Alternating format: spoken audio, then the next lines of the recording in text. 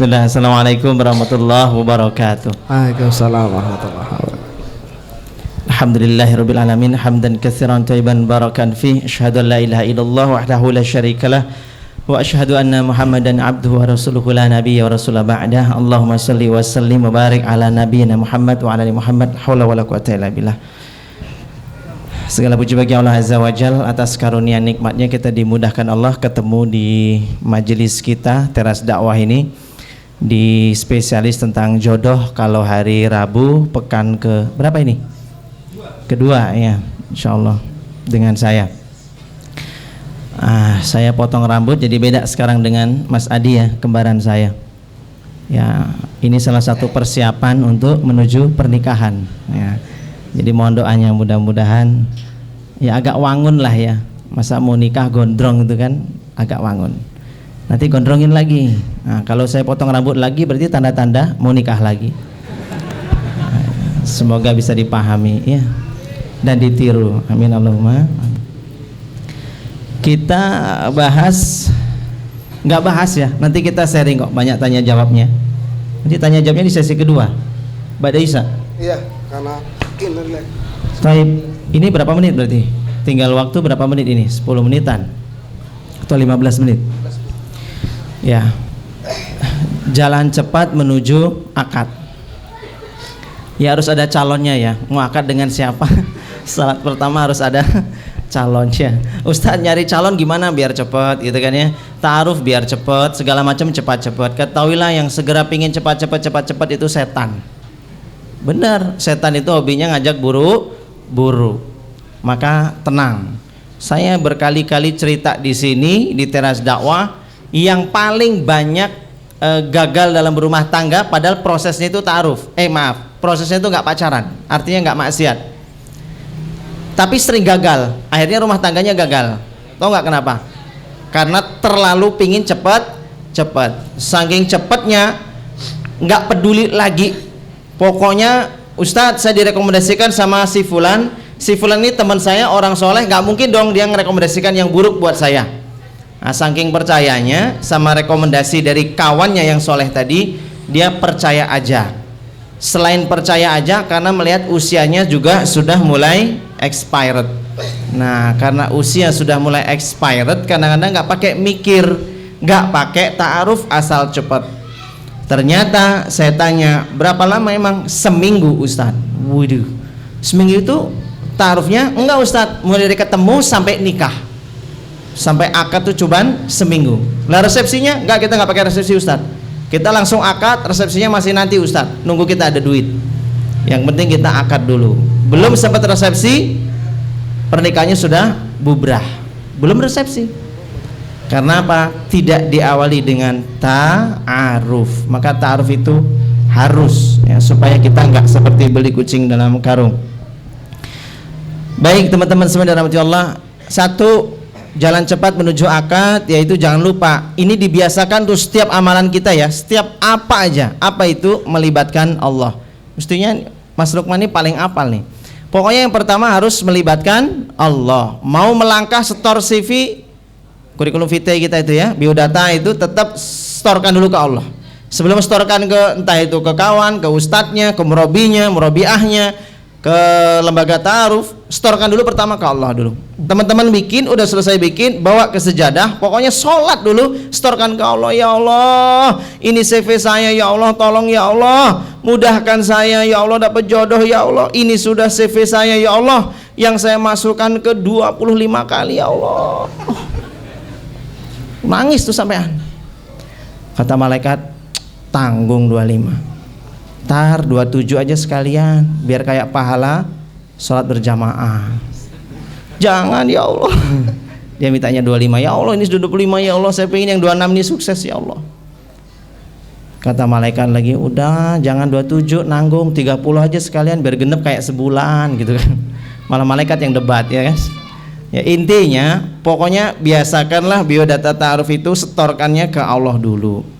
Dan kalau kita mau melangkah, libatkanlah Allah. Itu menjadi kebiasaan kita. Wasta'inu bis-sabri was-salah. Jadi kalau dalam rangka kita minta tolong melangkah segala sesuatu, biasakan ke Allah. insya Allah pasti beres. Nah, ini masih ingat cerita saya dulu bagaimana ketika kerja, ya kan, kerja kok penghasilannya gede, kok gampang banget, padahal belum kuliah, masih lulus SMA di Yogyakarta, merantau kok penghasilannya gede. Saya bingung, ya Allah, ini pekerjaan ini halal apa haram, ya Allah, kok gampang banget sih cari duit. Akhirnya apa yang saya lakukan? Sholat, saya begitu, sholat 2 rakaat, kemudian pagi-pagi itu duha, doa sama Allah, ya Allah, andaikan pekerjaan ini halal, mudahkan saya perjalanan saya, ya Allah, tapi kalau pekerjaan saya ini haram, hadirkan seekor anjing di depan saya yang menghalangi saya untuk berangkat kerja, ya Allah. Jadi saya mintanya ke Allah apa tadi? Seekor anjing. Subhanallah. Selesai sholat, ini kisah nyata saya dulu tahun 2001. Selesai sholat, saya buka pintu, wah bener, seekor akhwat apa? Seorang akhwat. Ada akhwat berdiri, mahasiswa UGM lagi. Saya dulu belum kuliah. Ada apa? Gitu ya. Saya mau main. Oh, main aja silakan. Ada kakak saya, ada saudara saya, saudara kembar saya tak berangkat kerja. Enggak, saya mau main sama kamu. Wah, udah gede ngajak main. Ke rumah aja silakan gitu. Saya mau kerja gitu. Udah, saya pakai sepatu, saya berangkat. Tahu-tahu si akhwat itu ngikutin saya dari belakang. Kok perasaan ada bayangan-bayangan ngikutin saya nih. Dari Pelemburan, tahu Pelemburan, daerah Pelemburan, Jalan Ring Road Utara. Ya, ada dekat asrama haji dulu tuh. Jalan kaki menuju Kentungan. Dulu kan cari bis susah, jadi milih jalan kaki. Kok kayak ada yang ngikutin firasat saya. Saya ingat ke belakang, ya Allah, ini akhwat ngikutin saya. Astagfirullahaladzim, ya Allah. Tak lihat kakinya, nggak ngambang kakinya, ini berarti orang ini. Kalau ngambang kan berarti saya diikutin setan ini, demit, ya kan. Terus ya Allah, ini akhwat nih kok segini amat. Apa dia senang sama saya, ya Allah? Oh, kan gitu kan. Terus saya mempercepat jalan, dia mempercepat lagi. Saya lari, dia lari. Waduh, ini ngejar saya terus. Ya Allah, saya nggak bisa begini. Terus saya berhenti. Dia dekat. Saya bilang, Afwan ya, saya mau kerja, tolong jangan ganggu saya. Wah, ini ceritanya ikhwan ini jual mahal ini ya. Maaf, saya mau kerja, ngapa ngikutin saya? Pokoknya saya pingin ngikutin kamu kemanapun kamu hari ini pergi. Astagfirullahaladzim, saya mau kerja, tolong jangan diikutin. Iya, saya juga mau ikutin kamu, tolong jangan dilarang. Ya Allah, ini susah, ngeyel ini. Jilbaber dia nih. Ini kenapa sih orang ini kayak gini? Terus saya bilang, astagfirullahaladzim, ya Allah. Terus kamu maunya apa? Pokoknya saya mau ikut kamu kemanapun kamu pergi. Terus saya bilang gini, udahlah, kamu ikut saya sampai Kentungan aja ya. Saya bilang, ikut sampai Kentungan aja nggak masalah. Tadi saya jujur ya, saya bilang, jujur ya, tadi saya sebelum berangkat kerja, saya doa, minta sama Allah, ya Allah, kalau pekerjaan saya halal mudahkan, kalau haram datangkan seekor anjing. Dia langsung mikir, berarti saya, katanya gitu ya, berarti saya anjingnya dong, kata dia gitu. Terus saya bilang, Allah, enggak, Allah itu maha lembut, saya mintanya anjing, Allah hadirkan seorang akhwat. Itulah lembutnya Allah. Nah, maka biasakan kita itu apa-apa itu ngelibatkan Allah, pasti dibimbing. Termasuk cari rezeki pun pasti dibimbing. Pertanyaannya, Ustadz, kelanjutan ceritanya bagaimana? Oh, itu rahasia saya ya, rahasia pribadi. Apakah itu sekarang jadi istri Ustadz? Oh tidak, itu hanya bagian menjadi cerita masa lalu saya. Nggak ada apa-apa. Itulah yang saya sebut-sebut mawar tuh ya, ini nih orangnya ini. Taib, itu kisah pertama. Yang maksud saya, biasakan kita segala sesuatu libatkan Allah, termasuk urusan ta'aruf. Yang kedua, biasakan komunikasi dengan orang tua. Jadi sebelum ngisi biodata, formulir ya, atau misalnya sebelum kita melangkah ke ta'aruf, kan nggak harus pakai CV, itu tidak wajib. Tapi sebelum melangkah ke situ, tolong ya, saya pesan berkali-kali, komunikasi dengan orang tua. Kemarin member di Rumah Ta'aruf Taman Surga ada yang sudah akad khidbah, kalau nggak salah bulan Mei kemarin atau bulan Juni kemarin. Ini bulan Juli, benar, Juni kemarin dia khidbah, tanggal 24 dia khidbah, tapi pelaksanaan nikahnya masih nanti Desember. Saya tanya, kenapa sih lama sekali, kenapa nunggu-nunggu lama? Ustadz, orang tuanya Ustadz. Orang tua kenapa? Orang tua kami Ustadz mintanya bulan itu Ustadz, karena faktor ini dan sebagainya. Nah inilah selesai, maka saya bilangin, ya udahlah kalau udah terlanjur ya sudah. Tapi ini jadi pelajaran. Ini gara-gara nggak ngikutin kuliah saya sih. Kan saya udah bilang, kan di member rumah ta'aruf tuh pasti dapat kuliah saya semuanya. Sudah saya bilang berkali-kali, sebelum kita melangkah ta'aruf, ngomong dulu sama orang tua, kita ini udah diizinkan nikah belum? Kalau sudah diizinkan, terus tanya lagi ke orang tua, kapan waktunya? Kalau udah terserah kamu lah, kalau udah calonnya langsung tak nikahin, oh berarti enak kita. Tapi kalau udah tak izinkan kamu nikah, nah giliran kita sudah dapat calon, kata orang tua, sabar nunggu nanti habis lebaran haji misalnya kan. Oh berarti ini yang nggak jelas nih, miskomunikasi. Maka dalam perkara waktu ini harus jelas. Paham maksud saya ya? Jadi supaya jangan sampai ta'aruf itu bertele-tele, waktunya jadi lama. Maka kalau orang tua sudah mengizinkan nikah, satu, tiket kita dapat, yang kedua, kapan waktunya? Gitu. Apakah nunggu bapak ibu punya duit dan sebagainya, atau sekarang boleh dan sebagainya? Nah, kata orang tuanya, Mbak, manggil anaknya kan, Mbak, anaknya perempuan, Mbak, papa sama mama tuh udah ngizinkan kamu nikah, nggak apa-apa. Tapi bisanya bulan haji nanti. Tapi kalau mau segera ya nggak apa-apa. Tapi ya sampaikan ke ikhwannya untuk biaya pernikahan kira-kira bisa ikut bantu apa enggak. Berapa Pak? Ya terserah lah, minim-minim 30 juta. Ah, ya sudah kalau begitu. Wassalamualaikum warahmatullahi. Saya demi Allah ya, saya demi Allah, ini saya pribadi demi Allah. Kalau saya ketemu yang begitu pasti saya langsung no, langsung pasti saya mundur. Kenapa? Kemarin ada yang begitu, Ustadz, saya sama suami pingin segera nikah dan kami sudah siap dan kami pinginnya sederhana aja Ustadz. Tapi orang tua nggak bisa nerima Ustadz, malu sama tetangga-tetangga kalau nikahnya sederhana, pinginnya yang wah mewah. Terus saya tanya, itu Ustadz, suami saya calon suami saya itu dimintain uang 30 juta. Akhirnya dia sekarang berusaha mau berhutang. Kalau saya enggak, pasti saya langsung batalkan akad nikah. Kalau ketika dulu pas batalkan akad nikah, batalkan khitbah, pasti akan saya batalkan khitbah. Yang kedua, harta yang sudah dikasihkan kan itu wajib dikembalikan. Misalnya uang pangkal lah gitu ya, atau uang apa seserahan pertama itu misalkan pas khitbah ngasih 5 juta, itu wajib dikembalikan. Kalau ngasih sepatu, ngasih gaun, ngasih apa segala macam wajib dikembalikan, karena pembatalan khitbah harus dikembalikan seperti semula hartanya. Jadi tidak boleh si perempuannya, kalau kamu udah ngasih masa diminta lagi, itu kayak menelan muntahannya sendiri, nggak bisa dong. Oh tidak, ini syariat yang bicara.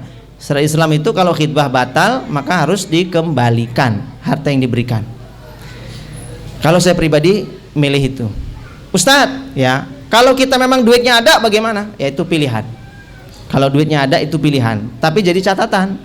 Pilihan dalam arti ya boleh, uang duitnya ada, misalnya dia punya tabungan 50 juta, cuman diminta 30, dia mampu itu. Terus bagaimana Ustadz? Nah itu pilihan kata saya, pilihan, tapi ada catatan. Kamu memilih itu, tapi ada catatan. Kenapa? Kamu sudah tahu akhlak dan karakter calon mertuamu. Maka siap-siap kamu dapat calon mertua yang begituan, itu udah siap. Artinya nanti awas, kalau punya anak nanti pas mau melahirkan, kalau nyari cuman melahirkannya sama bidan pasti bermasalah. Ini pasti orang tua maunya sama dokter. Dokter pun nanti lihat ruangannya. Kamu keadaannya nanti misalnya pas nggak mampu, misalnya cuman kelas C, nggak, mertua pasti nggak mau. Pengennya anak perempuannya nanti lahir di ruang VIP. Nah itu akan terus begitu. Bahkan ngontrak nggak boleh. Kenapa? Malu sama tetangga. Udah, mendingan tinggal sama bapak ibu daripada kamu ngontrak. Ngontrak itu bikin malu. Nah, terus nanti jadi panjang urusan. Kenapa? Punya mertua yang begini. Boleh punya mertua begini.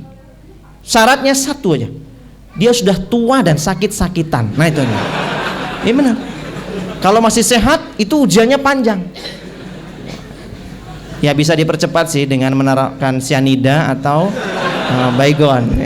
Ya jangan. Nyebut merek ya, nggak boleh ya. Oh jangan ya. Astagfirullahaladzim ya Allah. Tolong jangan dilakukan beneran ya. Jadi saya dapat dosanya lagi. Jadi pertama tadi serahkan ke Allah, ajak Allah. Kemudian yang kedua komunikasi dengan orang tua. Kemudian yang ketiga tulislah CV itu yang penting-penting. Ya, tulis CV itu yang penting-penting. Artinya buat CV kurikulum vitae itu yang benar, yang jujur. Yang paling penting yang jujur.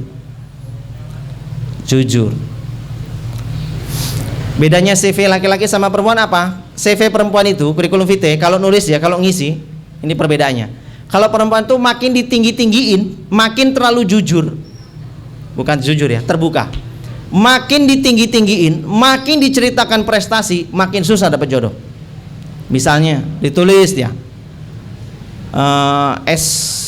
lulus kuliah, misalnya perguruan tinggi, S3, kemudian PhD, gelarnya PhD gitu ya, dan sebagainya. Terus pekerjaan dia jujur tuh. Sekarang dia nulisnya bukan dosen tapi dekan, padahal dia ya dekan tapi kan ngajar juga. Nah, di situ dia tulisnya dekannya bukan dosennya. Dekan, penghasilan sudah tetap, alhamdulillah. Makin tinggi kalau perempuan ditulis-tulis begini, makin susah. Maaf, sold outnya itu makin susah. Sold out. Tapi kalau laki-laki sebaliknya, makin ditinggi-tinggiin makin cepat laku. Dan kalau perempuan direndah-rendahkan, dia tuh S3 tapi nulisnya cuman lulus SMA. Itu cepet banget. Karena laki-laki itu emang nyarinya yang begitu. Lulusan SMA nggak neko-neko, gampang dibohongin. Enggak lah ya, masa suami soleh kamu nipu istri, enggak ya. Pokoknya nyarinya yang biasanya anak SMA itu kan nggak pembangkang gitu ya, nurut, kemudian nggak neko-neko, itu biasanya begitu.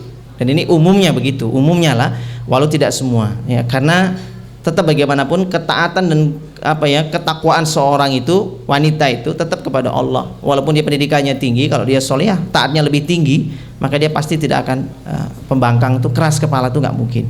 Tetapi ini secara umum memang laki-laki nyari yang sederhana-sederhana, yang biasa-biasa. Jadi perempuan tuh makin disederhanakan, makin cepat sold out. Setelah nikah ketahuan, loh ternyata kamu S3 toh, bukan lulus SMA. Mas, aku tuh nggak penting mau S1, S2, S3. Yang penting bagiku adalah aku bisa ngabdi, itu aja. Yang penting aku bisa jadi makmum buatmu. Udah gitu. Mbok lupakan, saya sudah ngelupakan, walaupun saya sampai S3 tuh tak lupakan semua. Kata dia, wah ini kan pasti buat laki-laki makin mantep, pede. Alhamdulillah ya Allah, berarti istri saya ini orangnya tawadu. Sebaliknya, kalau laki-laki CV-nya ditawadukan, susah sold out. Betul. Laki-laki ditawadukan tuh nggak sold out, yakin susah sold outnya. S3 nulisnya cuma lulus SMA, setengah mati nyarinya, susah betul. Apalagi ngakunya cuma lulus SD gitu, padahal dia lulusnya S2, S3. Ngakunya lulus SD aja gitu, pasti nggak laku-laku, susah. Itu bedanya laki perempuan. Maksud nggak? Kenapa kok bisa gitu Ustadz? Perempuan memandang laki-laki itu karena dia calon jadi imam, maka dilihat betul tuh pendidikannya kayak apa, ya kan, pekerjaannya, kelihatan kesungguhannya atau tidak. Itu dia perempuan. Laki-laki kan beda, karena melihat dia makmum, maka kalau bisa jangan lebih tinggi, carinya yang sederhana, yang di bawah dia. Ini jadi catatan penting ya buat ikhwan akhwat. Percayalah, karena saya ngurusin jomblo ini sudah nggak tahu lah ya. Wah ini nih. Tak buka dulu lah ya.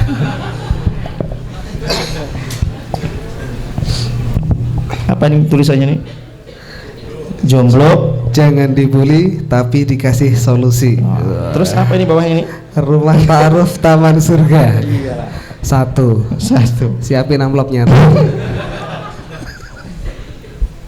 Ini gimana nyepit nih? Ke bawah dia. Gak apa-apa ya? Gak apa-apa. Aduh, sama. Ya, itu dia. Maksud saya karena udah tiap hari ngurusin jomblo nanti judek juga saya. Tapi saya seneng ya ngurusin jomblo itu, seneng. Kan mereka tuh kan posisinya kayak, maaf sekali ya, kayak domba-domba tersesat. Bener. Saya tuh ngerasa ketemu mereka tuh kayak, maaf ya, saya ngeliat jomblo tuh kayak saya tuh Yesus gitu loh. Datang menjadi juru selamat ya. Ini toa atas bunyi tuh. Apa? Toanya di atas bunyinya. Ya saya tidak takut ya. Ya intinya di situ ya teman-teman. Udah azan ya. Nah, nanti kita sambung lagi. Azan? Belum? Oke, kita lanjut dulu. Jadi teman-teman dalam mengisi CV tolonglah isi dengan sejujur-jujurnya. Tapi jangan lupa catatan tadi. Buat laki-laki jangan terlalu tawadhu, sementara perempuan jangan terlalu terbuka untuk menulis segala prestasi, terutamanya prestasi atau karir itu sebaiknya jangan terlalu terbuka. Jadikan itu sebagai hadiah buat suaminya, gitu saja. Dan siapkan betul dari awal bahwa saya siap menjadi makmum dan memang saya kepingin jadi makmum. Laki-laki pingin jadi imam, maka siapkan mental seorang imam ya. Jadi itu baru 3 nih saya bahas. 1, apa tadi? Libatkan Allah dulu. Ini wajib hukumnya, segala sesuatu yang harus libatkan Allah. Masalah apapun tuh Allah. Kemudian yang kedua apa? Komunikasi dengan orang tua. Maunya orang tua tuh apa? Kriteria yang kayak apa itu harus jelas. Jadi jangan sampai kriteria kita sama orang tua berseberangan. Kemudian yang ketiga, tulis CV dengan sejujur-jujurnya, tapi dengan catatan yang saya sampaikan tadi. Demikian, nanti kita sambung lagi, masih banyak ada nanti ada kasih beberapa teori sedikit plus sambil kita nanti tanya jawab. Terima kasih. Assalamualaikum warahmatullahi wabarakatuh. Waalaikumsalam warahmatullahi wabarakatuh. Baik, teman-teman, kita break dahulu. Silahkan menuju ke masjid dan musola sekitar teras dakwah. Nanti kita kembali lagi ke sini lanjut makan malam dan kajian. Bismillahirrahmanirrahim. Assalamualaikum warahmatullahi wabarakatuh. Alhamdulillah. Allahumma shalli ala Muhammad wa ala Muhammad. La haula wala quwata illa billah. Sekaligus ya teman-teman, informasi insyaallah mudah-mudahan mulai bulan depan Rumah Ta'aruf Taman Surga Jemput Jodoh bekerja sama dengan Teras Dakwah untuk menta'arufkan sesama aktivis atau jamaah Teras Dakwah ya, insyaallah mulai bulan depan. Jadi yang ikhwan aktif di ngaji Teras Dakwah, insya Allah nanti akan ditaarufkan dengan akhwat yang juga ngaji di Teras Dakwah ya. Tapi sebelumnya jaga hati, luruskan niat untuk datang ke pengajian ya, semata-mata kita karena Allah. Jodoh itu cuman hadiah saja ya, hadiah. Berarti kalau nggak dapat jodoh, nggak dapat hadiah Ustaz, itu nasib namanya. Baik, kita sambung lagi. Masih ingat tadi apa yang pertama? Libatkan Allah ya, biasakan pokoknya libatkan Allah, apa-apa Allah. Kemudian yang kedua komunikasi dengan orang tua ya, komunikasi dengan orang tua, bereskan urusan dengan orang tua, bereskan dapurnya dengan orang tua, termasuk bereskan urusan diri kita sendiri. Jadi apa yang kalau kan kita temanya kan pengen cepat dapat menuju akad. Nah kalau gagal terus biasanya emang ada sesuatu yang bikin orang tuh langsung mundur gara-gara itu. Makanya kalau ta'aruf gagal sekali 2 kali, wajib tanya kenapa dia mundur. Ini sering saya sampaikan. Gimana sih ta'aruf kok nggak bisa ngambil hikmah? Kalau gagal sekali terus dapat hikmahnya. Nggak tahu Ustadz. Pokoknya dia tiba-tiba ngerasa habis istikharah tuh ngerasa kayaknya nggak cocok terus dia pengen mundur. Ya harus tanya apa yang bikin dia ragu-ragu. Gitu loh. Nah itu harus ditanyakan ke dia. Nah, misalnya dia nggak suka ngeliat kita gara-gara apa ya, mungkin keseringan mungkin keseringan selfie, terlalu banyak selfie-nya di Instagramnya atau di medsos. Kalau sesekali sih mungkin nggak masalah ya, tapi kalau sering-seringan selfie dan kelihatan banget kayaknya tuh pengen memberikan informasi bahwa aku tuh cantik gitu loh, aku tuh cakep, layak dipilih, nah gitu loh. Nah kalau kan foto kan nggak beda ya. Foto diri sendiri itu belum tentu yang dimaksud selfie ria ya, karena selfie itu kan ada yang ria ada yang nggak ria ya. Foto bareng-bareng pengen tampilkan, kemudian kan untuk apa, mungkin tanda bukti kayak sekarang nih kan, foto ya kan, posting kasih hashtag dan sebagainya kan lain. Tapi emang ada orang-orang yang mau posting itu niatnya untuk emang menunjukkan bahwa saya ini cantik gitu, saya ini ganteng, itu kan ada begitu. Nah yang kayak gitu kan basah hati, pasti akan tembusnya ke hati juga. Orang yang ngelihat tuh pasti ngerti gitu, maksudnya orang posting ini apa. Nah kalau kita tahu dia ngomong Afan ya, oh yang bikin saya nggak srek itu karena foto anti terlalu banyak selfie-nya misalnya gitu. Ya udah berarti mbak yang sadar begini mengurangi, kemudian ya meninggalkan atau dihapus Instagramnya yang ada foto-foto selfie-nya. Misal ya, bikin itu hilang feel. Jadi kita harus tahu apa alasan orang nggak feel sama kita. Kemudian yang ketiga tadi apa tadi saya bilang? CV ya, kita ngisi CV harus dengan jujur, jelas, sesuai dengan yang saya sampaikan tadi. Udah ada pertanyaan? Yaudah, dijeda dulu boleh. Silakan. Mau dibaca dulu? Silakan Mas Lukman. Oh lanjut dulu, baik, disortir dulu ya. Ya karena nanti saya takutnya malah aneh-aneh ya kadang-kadang. Ustadz, bersedia nggak Ustadz? Wah kan repot kita. Bersedia ini kan ambigu ya. Ini repot. Baik, kita lanjut lagi. Terus gimana nih Ustadz lanjutannya? Oke gini, supaya cepat akad nikah, yang berikutnya harus kita pahami. Kita sudah tahu kekurangan kita apa, kemudian kelebihan kita apa. Nah yang keempat nih penting. Kenapa? Supaya kita cepat dapat target kita atau calon tadi itu ya. Jangan pernah terlalu ragu-ragu gitu loh. Ragu-ragu misalnya takut miskin, takut susah, takut salah pilih. Karena ini cuma sekali seumur hidup Ustadz. Kemudian karena ini kan cuma sekali, terus ini kan nanti kalau sekali salah nanti repot sepanjang. Jadi ketakutan-ketakutan itu sebenarnya adalah munculnya dari siapa?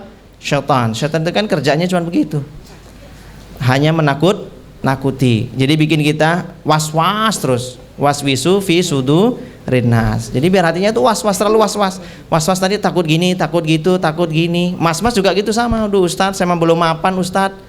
Di Instagram saya kemarin kan begitu kan, saya ngeposting apa, lihat ada satu komentar, anu Ustadz saya belum mapan Ustadz, kata si cowok. Saya tuh selalu saya bantah, nggak apa-apa nikah tuh belum mapan tuh nggak apa-apa, nikah aja, belum mapan tuh nikah aja. Nanti kalau sudah mapan bisa kok nikah lagi, betul? Ngapain gitu? Ngaco ya. Udah mas dibaca. Nanti saya makin malam makin ngaco sih. Tadi apa saya tadi? Oh, was-was tadi ya. Jadi keraguan-keraguan pokoknya dibuang. Mantep aja lah. Gitu. Dulu saya kan nekat nikah kan gara-gara saya takut nikah. Masa takut dipelihara terus? Saya tuh orangnya nggak suka memelihara kekurangan, tuh paling nggak suka. Kekurangan saya apa dulu? Takut nikah. Lah kalau ini saya pelihara terus, kapan saya nikah? Hidup punya kekurangan. Misalnya bau badan, itu kekurangan. Kita tanya sama orang lain, emang bau badan kita nggak enak. Ya udah, kita harus gimana caranya badan kita tuh wangi. Jangan sekali-kali kita pelihara kekurangan. Dan yang paling tahu kekurangan kita adalah orang paling dekat dengan kita, istri. Belum punya Ustadz, ya temen, kakak, adik, orang tua gitu. Jangan istri orang lain ya. Tetap tunggu, sabarlah istri kita nanti. Nah itu, jadi dia orang-orang yang paling tahu kekurangan kita. Jadi jangan sampai kita memelihara kekurangan. Saya pun begitu kok. Sampai sekarang loh, detik ini pun, walau saya sudah menikah pun, tetap saya sering nanya sama istri saya, Cin, apa kekurangan Mas Awan? Tolong dikoreksi, diperbaiki. Saya selalu begitu. Istri saya juga selalu begitu. Alhamdulillah, dia bilang gini dan sebagainya. Nah yaudah saya perbaiki, kalau ada misalkan saya perbaiki terus begitu.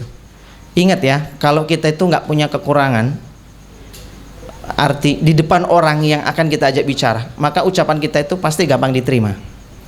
Kalau orang tidak menerima ceramah kita, nasihat kita, itu karena dia terlalu banyak ngelihat kekurangan kita. Nah, itu makanya kalau kita bisa menjaga diri dari kekurangan, kita tutup obrolan kita, omongan kita berwibawa. Ini masalahnya para laki-laki yang punya istri keras kepala.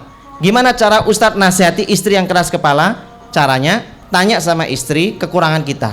Terus tugas kita memperbaiki diri terus. Ketika kita sempurna, nasihati istri gampang. Begitupun sama sebaliknya. Masalahnya ibu-ibu kadang-kadang punya suami atos, keras kepala. Terus gimana Ustadz cara nasihati suami? Ustadz pusing, saya punya suami otoriter lah, menangan. Nah caranya gitu. Seorang istri sering nanya ke suaminya kekurangannya apa, istri memperbaiki terus dirinya sampai dirinya itu sempurna di mata laki-laki, suaminya itu, sampai suaminya nggak melihat lagi celah-celah kekurangannya sebagai istri. Nah, insya Allah nanti ketika ngomongin suami gampang. Kenapa? Aib sudah nggak kelihatan lagi. Gitu kira-kira.